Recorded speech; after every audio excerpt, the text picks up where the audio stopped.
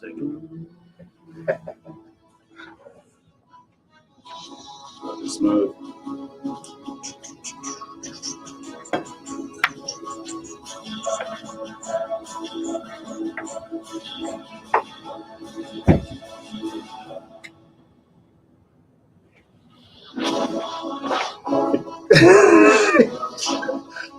We're getting there. We're getting there. We'll get you some more shoulders. We'll get it. Woo! I'm flying. Mama, I'm flying. Good morning, Jen. Yeah, we're just hanging out by the dock of the bay. Good song. Hanging on the dock of the bay. I don't know. Anyway, good morning. Welcome into Bridging Civil Tension. This is the show where we feel that, hey, build a bridge instead of burn it, blow it down, right? Meet each other, build that bridge, because you never know when you're going to have to cross that divide or need it in the future. Of course, this guy over here to my right, your left, the one and only Phil Wallace, father, author. We've got a couple of books here.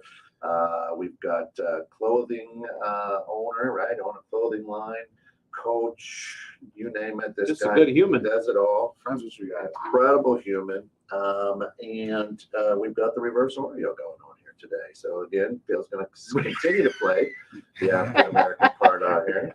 I'm outnumbered. We've got him wedged in the middle. We don't want you to feel scared because you're surrounded by two old white guys. Anyway, yes. My mic's not on. It should be. You not here? Get that mic on. It should be. Beatbox real quick. Mine says go. You sure? You can't? Can you hear them? What about us? Are we good? Let me see. Yeah, is everyone good or is it just Ken? I don't know. Let's see what happens. Let me go to settings. All right. Uh-oh. Oh, let's go audio. Oh, it did. It went into the for whatever reason. That's weird. So now we got to start all No, over. now it should be better. Sorry. For whatever reason, it jumped over to jumped out of my Roadcaster into the camera for whatever reason. All right. All right. Well, Interesting. now we got it. So hopefully that's better. All right. All right. So anyway, I'm Kent. I'm one of the owners here, founder, and president. Okay, there we go. All right, perfect. And the wonderful thing is, I play the Caucasian part, the white. Yeah. Of course, we got Scott Giles over here, incredible human being. He plays the racist part. I play the the creepy old man. The creepy old man. At least that's what I was last show. Why were you? Yeah. I don't know. You know, we were talking about goals, and I got to become the creepy white man. Shout out to Kelly Vance and the crew. Their big gala is tonight. I'm going to try to get over there. There's still tickets available at $75 for Rainbows, right? Is that, yeah. What was it? Sunbeams. Sorry, Sunbeams. Rainbows. Sunbeams. Sunbeams, Uganda. It is in Crystal Lake. So if you go to sunbeams, Uganda.org, you can go right on there and buy tickets. They'll have silent auctions. It's their big fundraiser. I've got practice from 6 to 7:30, and then I'm going to try to get over there. See if I can get over there. But help them out. Yep. All right. Yeah, I don't know why I did that. Sometimes Pete screws with us, the studio ghost. Listen, what we wanted to talk about, this is a couple weeks late, but we wanted to have Kelly on last week. That was more important than this. But she's changing the world. A lot of frustration, a lot of racial tension over the women's NCAA final between LSU and the Iowa Hawkeyes. The most watched game. The most watched. Ooh, the Hawkeyes got into it. All right, go Hawks. Yeah, they've got actually the best player in the universe right now. She's amazing. She's amazing. Caitlin Clark. Female Steph Curry. Oh, really? And Kobe put into one. Is she a real female? Yes. Well, the way you said that was like yes. No. Okay. Wasn't implying anything. The way you said that, I'm like, all right, is there something deeper to the story? Good morning. She's coming across half court, one or two steps. Boop. Swisheroo. Like in traffic. In Swisheroo. Count it. Boop. Yeah. 40-point game, 40-point game, 40-point. Yeah, she's crazy. Over 300 assists this year too. So she's not just a scorer. What year is she? She's a junior, but she's got 2 years of eligibility because of the COVID year. Right. So she could be there for 2 more years. She will too, she can because afford. she's actually making more money than she will in the WNBA through her NIL or whatever that's called. There was a girl from South Carolina. Her NIL Boston, was Alicia Boston. Aaliyah Boston. Yeah, 232,000 was her NIL, which is like how they pay athletes now. Right. Oh, so the athletes in college get paid now? Yeah. But it's not from the school. Not from the school. So it would be like contracts. Our 21-6 told Caitlin Clark will pay you $50,000 a year, and that's just one of her 15. And you run some commercials for us or whatever. Yeah. Wow. And so now companies are paying these athletes to promote their product or promote their company. And wow, because I know that was a big thing for a long time. You know, these kids are, you know, the schools are making tons and tons of money off of them. The kids are coming out of there just nothing. It's nice now. Yeah. And now these companies are paying. So the girl's making 232 from her NIL, and then like her WNBA was like 72 grand. Yeah. Are they going to get out of the college and be like, I need 72 to go back? I mean, it's a little lopsided though, because that does, I mean, that's her salary, that's her contract she signed, but she still has all of her endorsements. I mean, she's going to make money, but you do kind of look at it and go, that's why she talked to her coach, and she was like, Aaliyah was like, listen, I'm going to come back. She goes, don't come back. Her coach is like, don't come back. You need your game needs to be there, because the refs and whatnot kind of didn't allow her to be as physical and whatnot. Interesting. So, you know that, but that's why, you know, so Caitlin's like, I don't know, I'm making $1 million, $1 or $2 million now as going to college. I might as well stick around. I want to go back to college, because now it's only going to grow too. Right. It's all, you pray for the best for them, but it's good for them, right? It puts a whole different swing on things. But anyway, it's amazing. So anyway, what happens is during the national championship game, Angel Reese, 6'4", beautiful sister. I mean, just gorgeous, and can ball. I mean, handle the ball like a guard. Just great athlete. Block shots, rebounds. Just great athlete, right? Late in the game, you know, they were the lower seed. Right. So late in the game, when the game's out of hand, right, and the last, I don't know, minutes, 2 minutes, maybe, you're gonna win. She starts pointing at her ring finger. Well, first she goes like, they were at the free throw line. They're at the free throw line, and she did this. The you can't see me. Right. Caitlin did to everyone else all year. And it was just fine. She's a competitor. This sport needs that type of energy. Right. So it's fine when Caitlin did it all year. So we'll rewind to that. So she's standing right next to Caitlin, and Caitlin's not even paying attention to her, but she's doing this, right? Like, got you. Your sign. Right? Your sign. And saying, this is our game. And then a timeout's called or whatever, and Reese starts pointing to her ring finger, like, we got the ring. Right. I'm getting a ring, you're not. And the play is an out of bounds play. So Reese is walking behind Caitlin Clark doing this and this, and everybody's like, oh, she's chasing her all. No, she's basically going to set up in defense. Of course, people who don't know the game didn't understand what was happening at the time. Chasing her all over the court doing that. That's so inappropriate. Oh. It's called getting in her head. So what happens is the whole world blows up. America, when I say the whole world, everybody blows up at how tasteless this young lady is, how ghetto this young lady is, how thuggish this young lady is from LSU, because she's all of 20 years old, playing in the biggest spotlight, the most watched sporting event out so far this year, I think, right? I don't know if it outnumbered the Super Bowl, but anyway, basketball, well, you put it that way.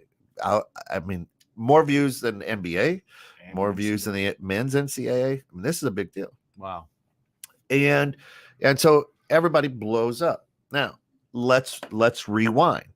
All right. So we're going to rewind to the day before or the week before, and Caitlin Clark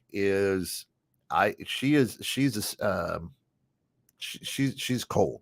I mean, when it comes to it, she's good. I mean, she's like you said, she's kind of a female Steph Curry, but I would say she's kind of a female Kobe Bryant with the shot of Steph Curry.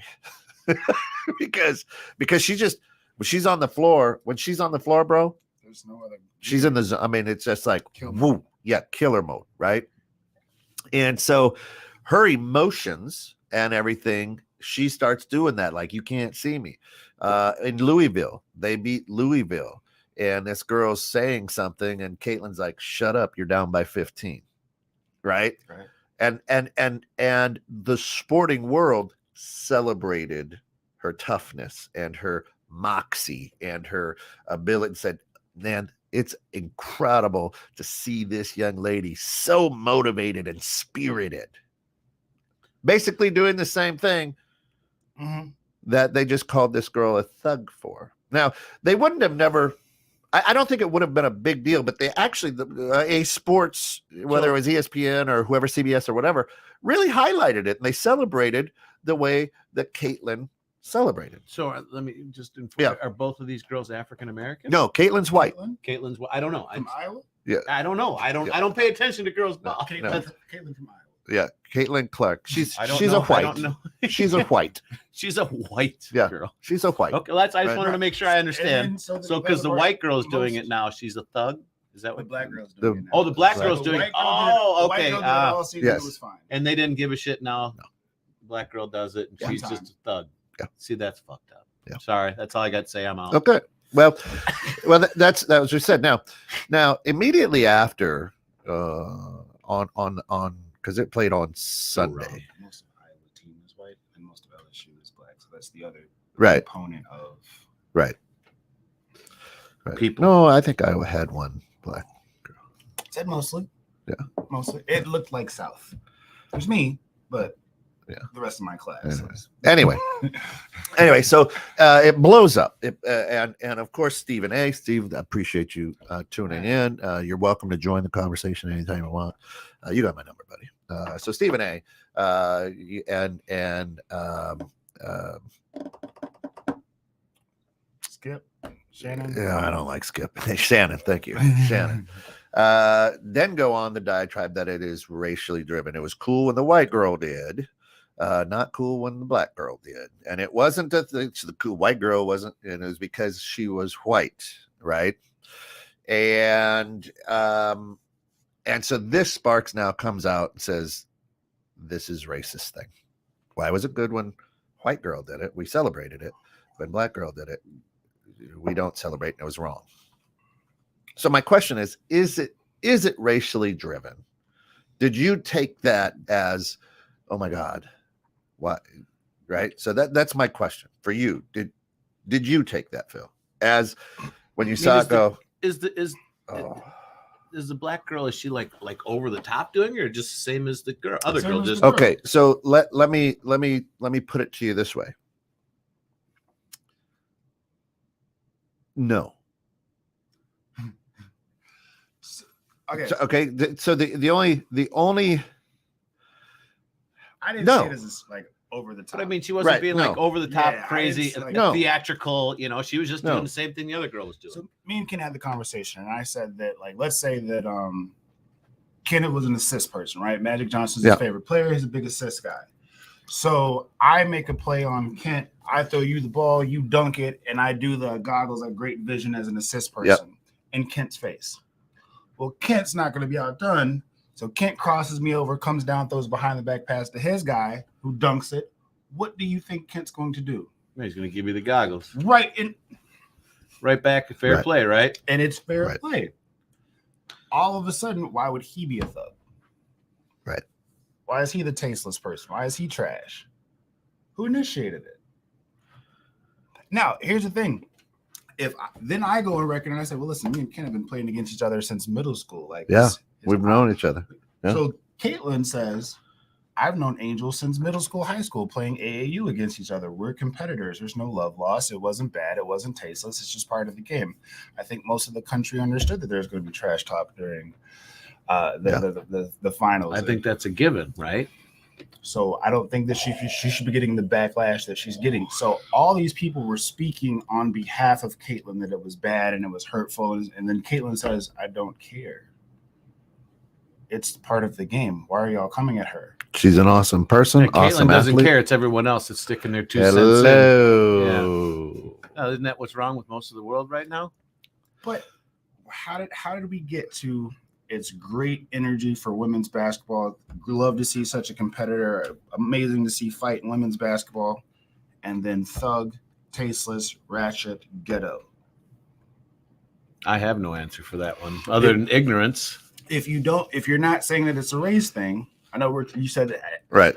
Trying to. Did you see it? Did you go there right away? I know what it is. But I can't say that. So I was like, okay, well, outside of that, but then I see these same words that only pop up for Black people. Right. She was never called a thug, even if she was the Slim Shady of women's basketball. She wasn't ghetto. She wasn't ratchet. She was just a competitor, and it's great to see it. None of that. And here are these words that are only what I typically see when the media is concerned and attached to Black people again. So, well, how else am I supposed to take that? So I was having a conversation with a friend who brought this conversation up, and he said America looked at her as the great white hope for basketball. America's white team was beating all these hood teams that typically win, and didn't like that she got her behavior shoved in her face, and that the Black team beat the white team. That's not my words. That's someone else's. I can't unsee it. I'll say it that way. So I get where my stance is again, being a high school athlete in that sport, being a college athlete in that sport, coaching women's basketball at every level from 6-year-old up to college and in college. I didn't see anything wrong with either one. Right. Now that's me. Okay. Where I saw the issue come in is as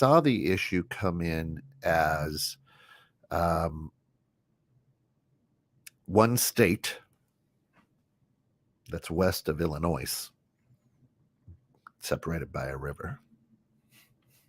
Anyway. And I chuckle. I have loved, because I've coached it for, Ashley's 26, so I've coached it basically for 20 years. Women's, girls, peewees, everything, basketball. I know this sport very, very well. Right. And y'all, listen, you just saw a little bit of the icing. These women they're all in your face. I'm telling you, this is part of the game. I coach that as part of the game. Right. I want you to get in her head. I will tell the girls, pinch the girl on the back of the arm, because girls don't like to be touched. What? Just pinch her on the back of the arm. It'll distract her. If I've got a girl that's scoring on us or big, pinch her. Keep pinching her. Might take her out of the refs aren't going to see a pincher. They're going to see her throwing elbows. We want to get her out. I train, and you got to get the upper hand. If some girl's going to stand there for a charge, run right through her. I told my girls this. You run over a girl, it's part of the game. Don't say you're sorry. Look at them. My daughter, Ashley, she's going, and we're playing in Elgin, and she's coming down. She's left-handed, full speed. She's 5'9", 5'10". She's coming down hard, full speed. This little girl tried to take a charge. Ashley ran right through her. It was a blocking foul. Girl goes flying, hits the bleachers and breaks her wrist. And my daughter walked over and looked at her and then walked to the bench. And people are like, and I was like, ooh, part of the game. And I was like, so I go like this. I said, Ashley, you got to go see if she's all right. She goes, what do you mean I have to go see if she's all right? You told me. That's what she said. She goes, you told me never to do that. I go, I think you hurt this girl. I said, this one you have, to go over there. She couldn't. We had to talk about it after. Wrap it around her head, right? Went about everything you taught her. Right. So, and it was a good basketball play, quote unquote, right? But then I was like, because you broke a girl's wrist. That, you go make sure she's all right. Don't say you're sorry, but you go make sure she's all right. So this is the way that I do, right? This is the way that I coach. This is the way that I teach, because you got to find any advantage you can in sport and in life to get up, get a leg up. Okay. So when it happened, I don't even say 2 words about it. It doesn't even faze me that she's doing this. I'm like, good on you. You got the ring, right? You held down the best. Right. I mean, Caitlyn is the player of the year on every platform, and you didn't let her win. Unanimously. Hey, I'd be walking around flexing too. Okay. Now, what I disapprove of is everybody shooting in right away. You had professional sports commentators who have been in this space for a long time who didn't watch the game, and don't. Dan Patrick, who went out there and right away, oh man, and he thugged her up and said this, blah blah blah blah blah. And then somebody questioned him on it. He goes, I don't know, I don't follow the sport. Well, what gives you the right to go ahead and comment like that then? She called them out. She said, all year you guys ridiculed me and called Yep. me ratchet and ghetto and a thug. And all year y'all had so much to say about my game. Now I'm a champion. Right? And again, Angel handled it absolutely all this 100% like a champion. She didn't get in fights. She didn't start calling people out. She stood her ground and said, this is for all the girls who look like me. This is for all the girls who go through what I have gone through. I'm a hooper from Baltimore. Right. Where I'm from, you talk trash and you get back up and you get better. That's it. That's right in life, no matter what and who you are. Now Caitlyn, right? I mean, now she was still thugging at that time, quote unquote, to people. And I've got a lot of people in my social media stream, because I'm from Iowa, who even tried to say, oh my gosh, the refs were racist because it was three sisters who were reffing. Right now, we can all agree that the refs probably not the best called game either way on either side, not because of the outcome, just because it was a weirdly called game is what I can say. But these are the best referees in NCAA women's side. That's why they're at the final game. They just happen to be three African-American ladies. That's okay. I'm like, and so I'm seeing a stream, and then I said, I can't comment on this because I don't want to keep seeing this person's crap, because that's what happens. And I'm like, you are literally going to sit there and say that the refs were racist? Come on. Mm-hmm. And it's out there, right? No. Well, that shouldn't have been a technical. Okay, so then I have to have, when she threw the ball behind her back, Caitlyn, the white girl, that shouldn't have been a technical. So then I have to go back and say, listen, let's first of all understand. You don't know what Caitlyn's barking at these refs all game about. That might have been the straw that broke the camel's back. Well, come to find out, then it later comes out, and we hear the sound clip that there was a delay of game for rolling the ball or hitting the ball afterwards. And so right out of the rule book, it says on a dead ball, if you have it, you have to find the nearest referee and give it. That's the NCAA rule. Right. And so when she didn't, and she threw it out of bounds, you had already been warned. That's why the technical came, because she didn't find that. It's not just the law. It's just the law. So again, everything that a lot of people, again, in a certain state, maybe of confusion, start screaming racial stuff, had nothing to do with race. Okay. So I think we as a people are too fast today to start screaming it's race, instead of truly understanding the situation. Right? Which then creates it to be race driven. I can't. The contradiction and the hypocrisy is just amazing, right? Because if three people who don't look like me for the game of basketball call things unfairly, that's racist. We could say this for years in the game of life. Hey, a jury of your peers that none of them look like me. The judge doesn't look like me, right? And I can get a bad sentencing. You can see unfair sentencing of criminals for the very same behavior. And why was this a technical and this one wasn't? And why did this guy get 20 years and that guy get 2? And I can say that that's being, the legal system is being poorly officiated. And it looks racist. And then there's thousands of incidents, not one game. But in one game, it's racism, and thousands of incidents, Black people are playing the victim. I just don't see the same patience and tolerance that people require of other individuals when it's their time to participate. Right. Now, I think that with this whole instance, I said it. I told my family and friends, I'm like, listen, you've got to start watching Caitlin Clark. She's incredible, right? But let's be honest, the state of Iowa, they're a big football. They get behind their men's sports. They are not. There was a time in Iowa where girls basketball was 6-on-6.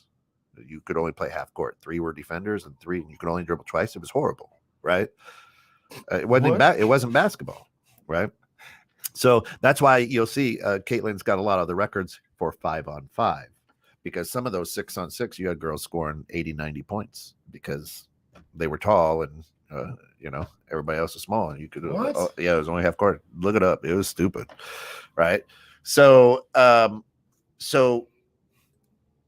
what I took it as is, oh my gosh, a lot of people who don't understand this sport or understand how athletic women really are started going, oh my gosh, look how great they are. Look how great. And she is. I'm going to tell you what, she might be the best basketball player on the planet. She's good. She is good. But she's also a pretty grounded individual who stuck up and told people, shut your mouths. You don't know what you're talking about. She's an incredible person. She's an incredible talent. I took no offense in it. You should. That's part of the game. I mean, she right? She did. Now, Caitlin Clark is the competitor, right? She lost. Now I can look at things. I look at athletes. She was Miss Iowa. She never won a state championship in high school. She got knocked out in the quarterfinals or whatever, right? Never won a state championship, right? So I look at people and I'm like, okay, where's your winner's mentality, right? And so I doubted if she would be able to take her team to that level, because I understand the game. I understand Jordan had a winner's mentality. He won it. You know what I'm saying? It was a different gear. Kobe, different gear. Those incredible athletes know how to ratchet up and pull their team, and it is what it is. Now, there was a 3, 4, 5 minute mark in that game where Caitlin didn't score, and I said, that's trouble. That's trouble. You can't do that. Now, anyway, I digress. But what happened to me is all of a sudden this state started seeing women not acting like we think women should in a sport. And now all of a sudden, look at how fired up she is. That's great. She can't do that to my girl. Right? And so I think what it was a lot of people who jumped on the bandwagon, started watching, and then we're saying, oh, I didn't really know this was, but boy, it's funny that the black girl acts different right in her face like that. So I don't we jump very quickly, I think, to create, we have to come up with an example when our girl gets hurt. So to jump and start pointing names and screaming fingers and things like that. But and then Stephen A jumps on, is like, listen, he called it out. He's like, wait a minute, we forgot 2 days ago when they did this entire thing about how Caitlin Clark was and you loved it. Why is it love for her? Why is it hate for her? So try not to make it about color. What else do you say in that situation? What other reasoning? That she didn't follow her when Caitlin did it? Right. Mic Caitlin up for a game. You'd be surprised what you hear. Mike Larry Bird up for, you'll be surprised. Mike Colette up for a game. Right. Colette. Shout out to Colette. I love Colette. She's a but again, she's not a horrible person. She's not a bad person. She's a competitor. And that's why when I made the post, it's like, for competitors only, please. Those of you who understand what competition looks like. Because and a lot of my guy friends who play basketball, if we lost, Ridge was calling, Jacobs was calling, they're saying all sorts of stuff. Like, that's just what it was. Yeah. Like, oh, well, you just screwed conference out of yours. Blah, blah, blah. Like, all right, well, I'll see you guys in the regional. And you just talk trash. Right. Still homies. Scoreboard. Scoreboard. Like, Scoreboard. you shut people up. Right. My question, though, is bringing it back to the suburbs with bullying, right? Yeah. A lot of people get, bullying is bad. Kids should not bully, blah, blah, blah. If you think of the range of things that you hear kids do when they're bullying someone else, if as bad as it gets is this and this, if this and this means tasteless thugs, what would you call little Billy, who called the kid the N-word or painted his face brown, or they jumped the kid in the shower and they beat him up and they called him all sorts of names and stuck stuff to him? What do you call those kids? Because if this is tasteless and ghetto, you shouldn't treat people like that. Well, your kid treats the minorities in his school worse than Angel Reese ever treated kids. Yeah, but I think one year I went like as Dr. J and we put brown makeup on. I wouldn't say blackface, brown face me because I wanted to be Dr. J I don't think that's racist. You did it out of humor though, right? No, I did it because I was a big fan of Dr. J. Did you just say that you blackfaced it on national? I did. Yeah, but I didn't do it to be racist. I wanted to be like him. Right. Listen, you were trying to get in character. Listen, I sorry, Mom. He means well. Hey, well, I was a little. That's what I wanted to be. Yeah. Right. I did my arms too because I went out. You know what I'm saying? Part. Yeah. So, I mean, that is something that you did that was not meant to be disrespectful. Right. So it's okay it's okay for Eddie Murphy to be an old white guy, old Jewish white guy, as a matter of fact. You look like Robert Downey Jr. in Tropical Thunder. Oh yeah, I didn't look good. I mean, I probably had a mullet too. I didn't look good, I didn't like shave my head or afro it up like Dr. J, and I even put on like a fake goatee. Remember how Dr. J had the goatee, right? But I probably had a mullet or some stupid white kid hair, right? I mean, stupid. It's coming back. It's just sad, right? So what? And I didn't do it I did it out of respect because I respected the guy, right? And I wanted to be like, Dr. J was like, whoa, right? Back in the 70s, you were like, oh, and then the Magic, and I was like, I got to be Magic, and I can pull up. I can pull up every. Some people say that's the ultimate thing of flattery, right? You want to dress like them, be like them. Yeah. Hey, right? I still want to be like Magic. I think Magic's an incredible business person, an incredible human being, and I'd love to be. I just admire what this guy's done, right? Magic, if you want to buy this baby, I'll take a check. Let's talk numbers. I love you for that. Anyway. All right, gentlemen. I got to skedaddle. All right. Thanks for sitting in. Thanks for. I know you're an Iowa fan, and I love the Hawkeyes. Yeah. All the same. I didn't even know the girls were in it. I probably would have watched. Way to be a true fan. I'm not a true fan. I know. I'm a wannabe. It was a great game. It was an incredible game. There was a lot, but when 90% of your team scoring doesn't score in 4 or 5 minutes, you're not going to win a game. You can't. They did a good job shutting her down for a little while. Well, enjoy your weekend, gentlemen. Yep, you too, Scotty. Talk to you soon. All right. So to me, So to me, I think that I hope, I pray that, right, a lot of people looked at that and go, wow, I really jumped the gun.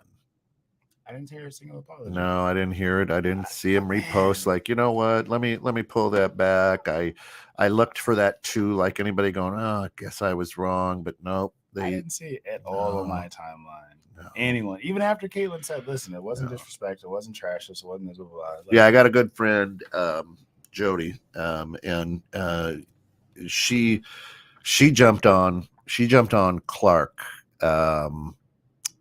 She jumped on, and Jody, again, her daughters have played Division I volleyball. I mean, so she knows, right? So this isn't coming from somebody who, Jody Hertz. Thank you for listening. If not, I'm throwing you out there anyway. But after they beat Louisville, Jody posted like, "Listen, that's horseshit about Caitlin Clark. I don't care who you are." I mean, she dove into her, right? And I was like, "Oh, okay." And again, I said, "Well, it's kind of part of the game." But this is a mom too of a couple Division I athletes, right? So she understands, and volleyball's a little different, but she understands the trash talking and things like that. But she called Clark out when she did it, and boy, a lot of people come after her like, oh, right? And I was like, well, to me, it's just part of the game. So people came out and defended Clark. Yeah, at that point, right? And Jody's not. She's a white. right? So it was. So she's like, yeah, really no place for that, you know. And she came after the way Clark handled. She goes, I don't think it should be celebrated, blah blah blah blah. And yeah, a lot of people are like, oh, passion, you know, they come back at her, and I was like, well, right or wrong, it's part of the game. That's what my comment is. Right or wrong, it's part of the game. Right. Okay. And if you don't like it, that's okay. I'm not going to defend Clark. I just think that that's part of the game. Right. And, you know, and then, you know, she just sat quietly when everybody was like jumping on Reese. Like, do you want to see the post from 2 days ago? Go visit that one. No. How do we get it though, so that it doesn't look so apparent, so that it doesn't seem so contradictory or like I said, hypocritical when we praise. If I'm doing the bridge, right, for the black side, right, we praise Caitlyn for the same behavior, then we demonize Angel Reese for the same behavior. How do I tell them it's not about color when it looks just so obvious? You can't. The way to get around it is people have to stop living for thumbs up, likes, and follows. Understand the situation first before. I mean, right there was a time before we just threw open our phone and started texting shit or commenting on shit that we actually said, let me look into this before I respond. Right. Because whatever happened to, you know, better to have somebody think you're a fool than to open your mouth and prove it. Right. That went out the window. That went out the window, bro. I mean, well, my mouth wasn't open. No, but you texted it, dumbass. You did. Right? I mean, you still communicated. So the way that it has to happen is we have to seek first to understand rather than to be understood. Right? Nobody asked Caitlyn, hey, why do you do that? Isn't that kind of bad sport? Nobody came up to her, right? Instead, we made it a thing. Look at this as women. Yay, tough.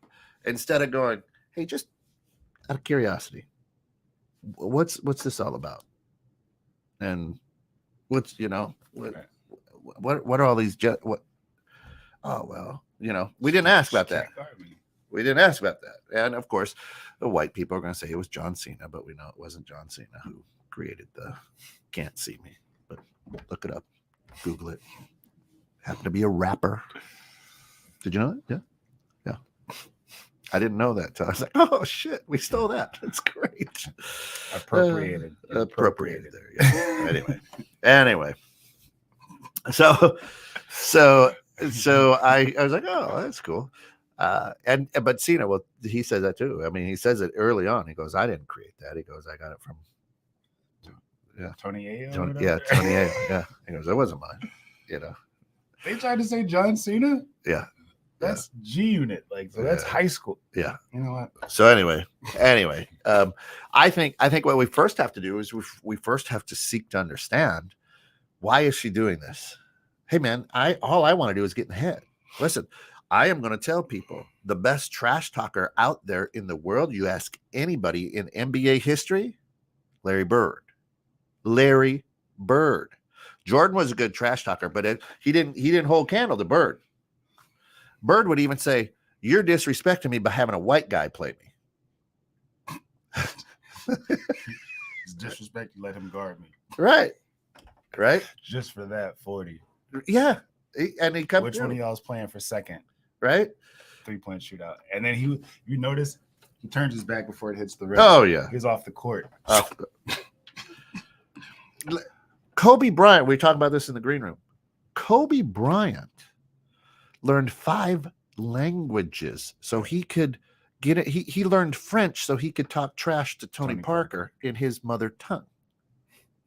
Now, Tony is like, he goes, I never said anything to him, but I always found it interesting that he went out of his way to do that. That's incredible gamesmanship, is what Tony said. Right? They learned the Portuguese so that him and Paul Gasol could just run the offense and destroy people. And destroy people. For that advantage.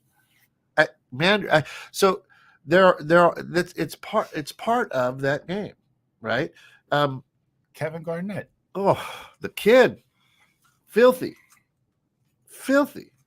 He was talking trash in high school when he was playing with the pros in the pro league.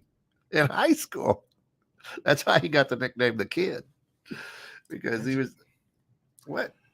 But even like was it Lampier? He was the enforcer for the Detroit. Lambier. Lambier. Yeah, Lambier. Yeah. Knowing how he played, Dirty. Kurt Rambis. Dirty. Knowing how they played, Yeah. knocking people down, elbows to the face, blah blah. Blah. Like they're just hard nosed people. Yeah. Hard nosed. Boy, those guys. The enforcers. enforcer. The enforcers. Enforcers. That looks like thug behavior to me. Some of it was. Angel Reese didn't come through and elbow nobody in their nose or their Nope. neck or throw somebody down when the shoe's in the air or anything like that. So, nope. Why is it that those guys get memorialized, right? Or Right. they will always be remembered in the game of basketball. Like, you just know, enforcer, those guys, you just couldn't come through the lane without being laid out, and you get excited. Yeah. Jordan knew he was gonna he'd have to ice bath because he got hit by a car. Right. That brother was like, I'm gonna sit in this ice bath because I'm beat up. Beat up. But And it's fine. they were the enforcer. However, Charles Oakley. However, if I point at my finger, not the middle one, the ring one. Yeah. I point. All right. So so I mean you go to Oakley or But Oakley is going to body you if you come through the lane. Yes. I don't think he's going to grab you by your neck and pull you backwards. No. And it be okay. right, no. He would have been ejected. Yeah. It wasn't even a flagrant foul back in the day, right? It wasn't. You know what I mean? Yeah, but it's okay. But I will say this: it's okay if two brothers do it. Right? So we're not gonna call him a thug. We're not gonna say anything during that game when Scottie Pippen dunks on Patrick Ewing, steps over him, and they get up and start pushing each other. They're like, oh, that's part of the game. We'll let them guys go at it. What about the South Side of Chicago statistics? So there it is. Right. So we're okay with that. That's acceptable. However, when it's Dudley and Shaq, Shaq was the bad guy there, right? He was, right? Well, anyway, so to me, again, the way to get around it is to understand, right? Now, I'm not, I'm not condoning it by any stretch of the imagination, but I don't make comments on rocket trips because I'm not a scientist. I've never done, you know what I mean? Right. So I can't be like, hey, that booster's all wrong. There's, I can't do that. But everybody who's not a competitor, everybody who doesn't understand, you train and coach a lot of female athletes too. Listen, go mic these ladies up. They're worse than the men. Oh, it's right, because we have to have those conversations off the floor. Like, well, you said what to her? That's your teammate. Why would you say that? How are we going to gel as a team? And that's listen. And I think that's just human nature. That's that when you're in that grind, when you're in the moment. And that's the other thing that I say is I'm like, y'all are chastising a 20-year-old woman. So I want to talk on that. Yeah. It's wrong for a 20-year-old woman in certain situations. They would say 20-year-old kid to do this, heightened emotion, biggest platform ever. However, when grown adults, whether football, baseball, soccer, politicians, do or say worse, and they are in the position where they should know better. They are matured. They understand the influence they have. That's just fine. I don't see them being called thugs and tasteless. No. You misheard him. You're misquoting what he said. Taking it out of context. You're taking it out of context, Phil. No. That's pretty cut and dry what he's saying right here, and that's horribly disrespectful. And you should be a little bit more sensitive or compassionate to people who you're Yeah. responsible for in this situation, whatever the letter is. Yeah. But this 20-year-old, that's who we're going to condemn. Not the adults, not the professionals. Someone who has math class tomorrow. I just don't right. see that same standard and consistency. Like, why don't we go after this? Right. Like we went after this. I mean, when I was a kid, I was a junior in high school. We won the state tournament in Iowa basketball, and I probably acted a fool because it was the biggest stage of my life at that time and the game that I absolutely love. So now I've got this 20-year-old who is part of the most watched sporting event, and everything that she's dreamed about, all the years of AAU basketball, right. all the travel leagues, all the 2 and 3 day workouts, the stress of getting, I mean, she gets good grades, right? She's not a dumb kid. And I that's what I said. I go, y'all are worried about a 20-year-old on the world stage who just realizing her dream. I don't know how to act at that point. And you know what? I know you because we've grinded over the last 6 years in AAU. I've battled against your team. We're on the same USA team. Yeah. I know you. Right. So guess what, bitch? Okay. So then even reading between the lines, how she said in that interview when she said, all year you guys have ridiculed me. All years you guys have talked. We're teammates on AAU and we grew up together. And every time I was emotional, I was a thug. And every time Kent did the same thing, it was okay. It was cool. It was cool. And I watched that. And I watched how all year you've had the spotlight on ESPN and they've praised you and this. And I've been kicking A and taking names on my side. And it's just like the ghetto ratchet lower version of this. And now I'm on the platform where you got to probably think of the type of messages she gets, type of comments she gets, type of things that they're saying about her behind. Well, you saw. Oh, this is her second team, third team. She's at Maryland. Why didn't she make it at Maryland? Because she wanted to win a championship. Right. It's not that she couldn't cut it for the team. No. The person who just won a national championship I'm pretty sure she could play at Maryland. That's right.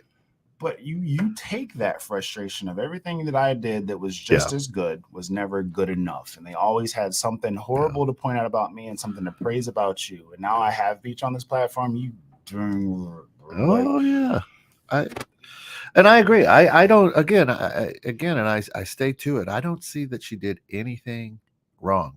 Now, she pushes her down, kicks her, and then does it, or she does the Cena finishing move on her at midcourt. Well, no, maybe that's excessive, right? Yeah, right. You know what I mean?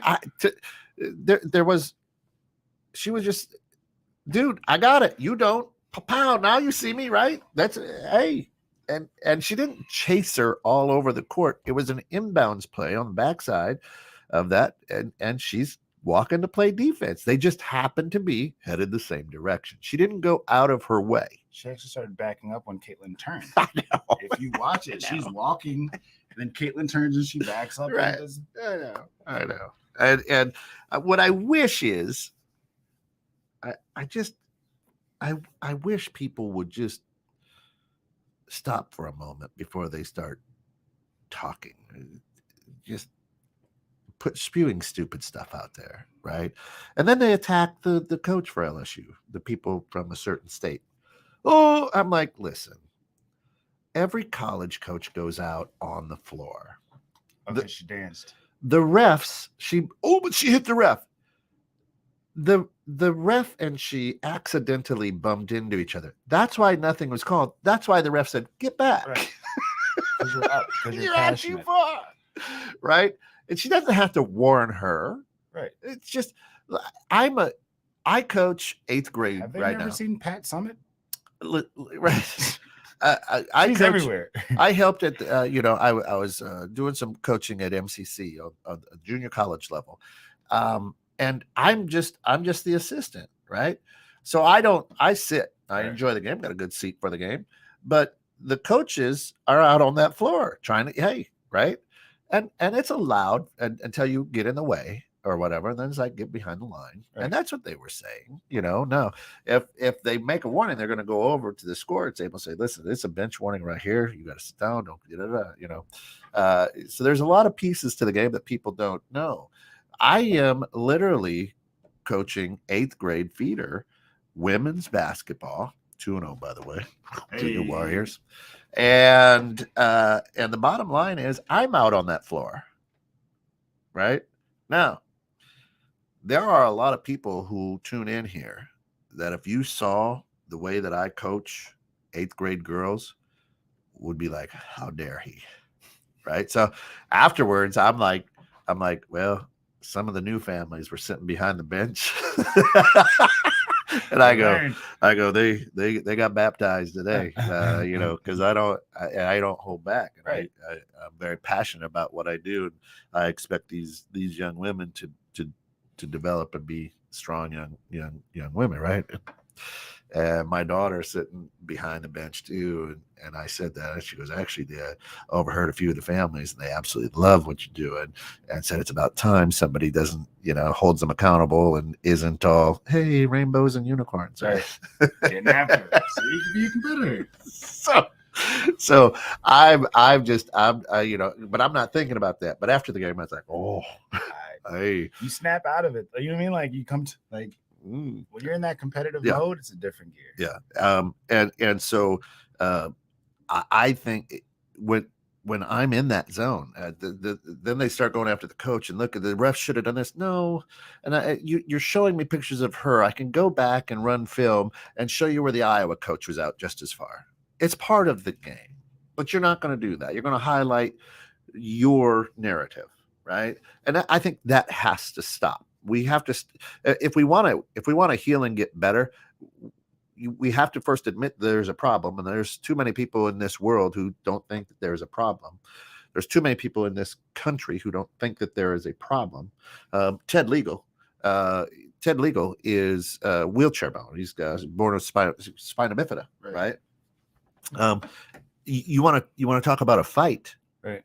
I mean, I had to watch him come up on his hands because we don't have the ability. We're on the second floor of an old building. Right. I had to watch him. This guy runs a successful business. Ted's white. His wife, a beautiful black woman. Good people. You want? Hey, why did you want to do that to yourself? Right? You love her, and you've got a beautiful family, and this guy is amazing at what he does, but what he goes through. But at the same time, you want to talk about a guy who's being discriminated and pushed back against. Right. Wow, this is the guy. Right? This is the guy. Doesn't matter where he goes. It's gonna happen. He's got eyes on him. Everywhere. Right. And so I marvel at his grind. I marvel at how he keeps his mental capacity straight. Because if you want a guy who could throw in the towel, is his brother. Every reason to. Right. He doesn't. He's a fighter. But the idea is I think we have to take a deep breath and go, let me truly understand the situation before I give you my opinion. And then the other thing, on the other side of that coin, what has to happen is when I give you my stupid opinion and my opinion is wrong, I have to with enough passion and with enough vigor, make a post going, hey, got that one bad. Missed it. I don't see it. We've talked about this for years. If you skin the knee of this country, racism bleeds out. Yeah. Time and time again. All it takes is a little itty bitty nick, and then all of a sudden that vernacular comes out. Yeah. That hateful vernacular. Then you're reminded, it's not just one. I'm them.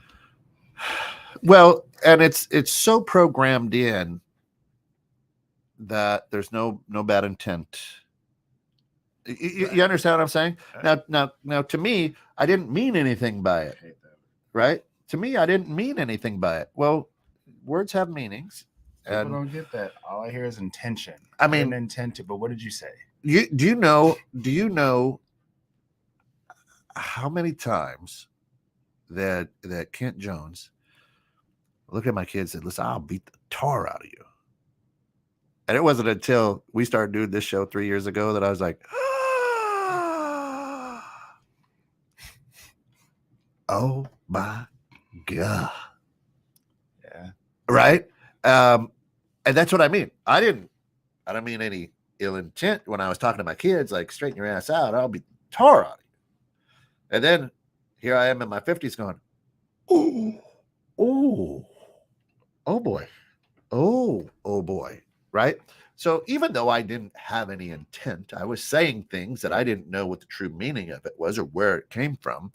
It's just Right. It's just part of the world, right? We might have to cover that one day. Intention versus actuality. I think it would be great because I think that in today's world, right.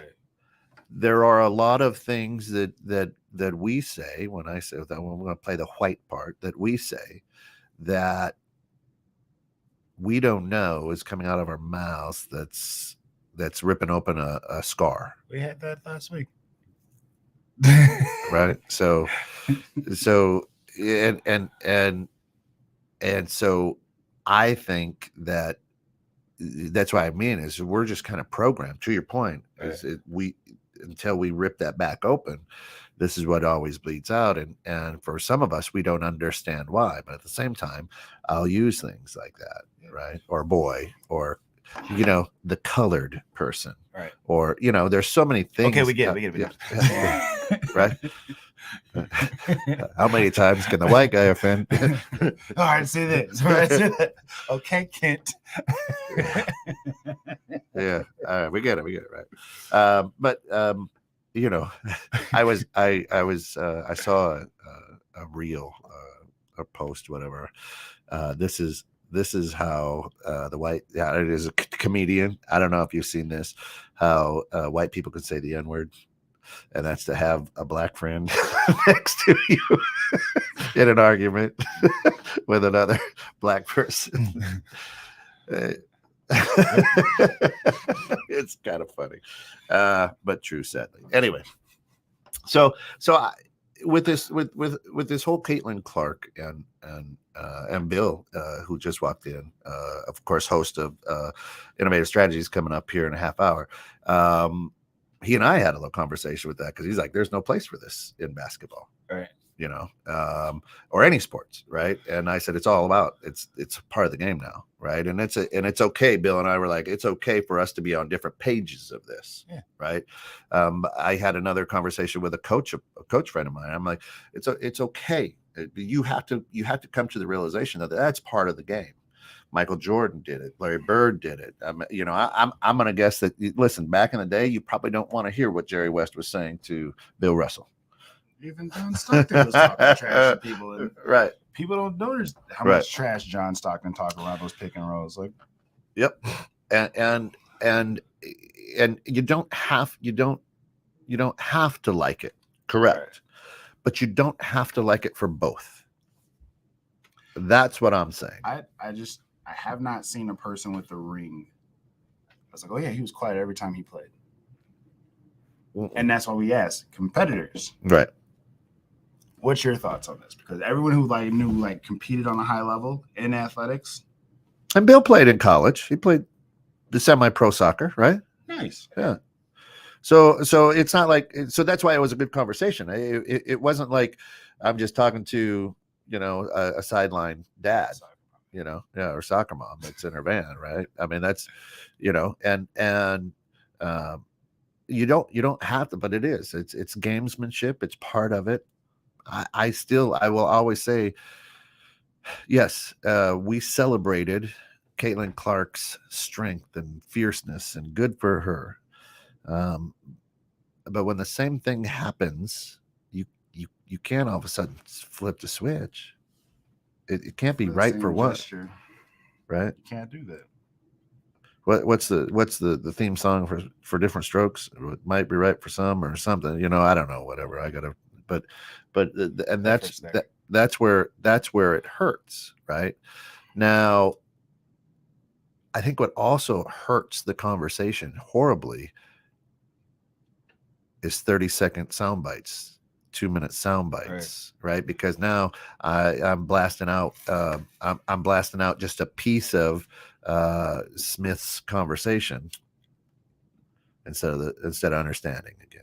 We had Karen on the show, the author. Yeah, Karen Trimmel. Yeah. And we talked about how you would never see a black HR lady who's just known for her aggressiveness like that. Remember, we talked about that. Yeah. And we talked about we could watch someone else do that. Yeah. But we will never be allowed to show that same or display that same behavior.